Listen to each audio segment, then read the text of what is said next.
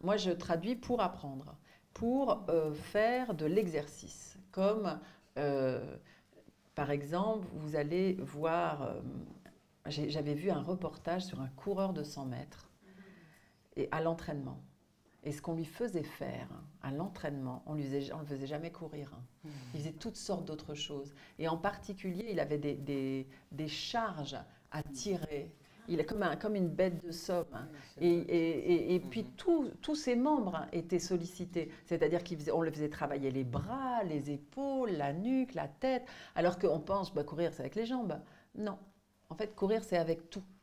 Et donc, moi, ça m'avait absolument fasciné, ce reportage. Et c'est vrai que j'ai souvent comparé la traduction à l'entraînement d'un sportif. C'est-à-dire qu'il faut que ce soit presque plus dur que l'écriture pour après être délié quand on écrit. Euh, donc, je choisis des livres pour leurs difficultés.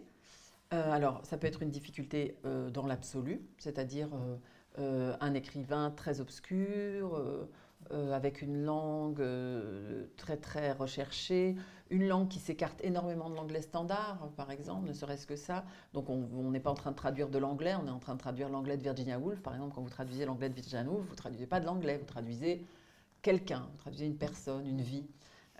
Donc ça pose des difficultés particulières. Donc ça peut être soit cette difficulté-là qui va apparaître même au lecteur, le lecteur le sentira, mais ça peut être parfois des difficultés qui n'apparaîtraient pas. Ça peut être un livre facile à lire, mais très difficile à traduire. Ça peut être parce que ça va être un livre tellement en anglais, tellement, qui joue tellement avec l'ellipse et la souplesse de cette langue-là, que je sais que ça va être un enfer à emmener en français. Ou alors, ça va être un livre, il y a des cas, j'ai traduit beaucoup de livres pour la jeunesse, et on peut se dire, traduire un livre pour la jeunesse, ce ne sont pas très compliqués les livres pour la jeunesse, puisque les jeunes, qui sont si bêtes, les lisent. Mais en fait, ce qui était très compliqué, c'est que comme je traduis de l'anglais, vous avez toutes sortes d'idiomes, de raccourcis, et puis une espèce de... En anglais, pour, je sais pas, 12 niveaux de langue en anglais, vous en avez 3 en français. Donc, comment on fait pour traduire des dialogues qui ne sont pas vulgaires, qui ne sont pas orduriers, mais qui sont pourtant pas du tout standards? Où est-ce qu'on se met?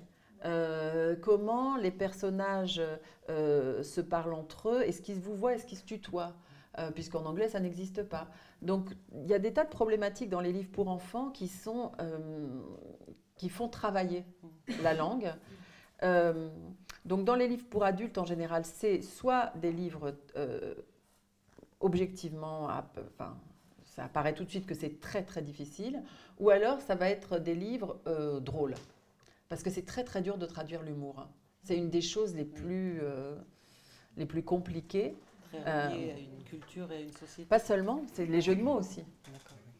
C'est d'ailleurs l'objet d'un grand développement dans Comment j'ai appris à lire. Il y a l'histoire de ma traduction d'un jeu de mots triple et connecté, enfin qui est donc un jeu de mots à 3 têtes au cours d'un roman que j'ai traduit et pour lequel j'ai dû faire ce que je ne fais pratiquement jamais, qui est demander l'autorisation à l'auteur parce que j'allais faire vraiment des trafics assez louches sur le texte.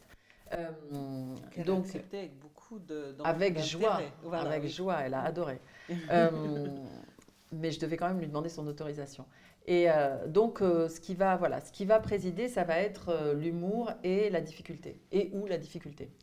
Euh, Parce que l'idée, c'est que ça n'est pas une détente, ça n'est pas pour gagner de l'argent, c'est pour devenir un meilleur écrivain, si seulement ça pouvait être possible. Voilà.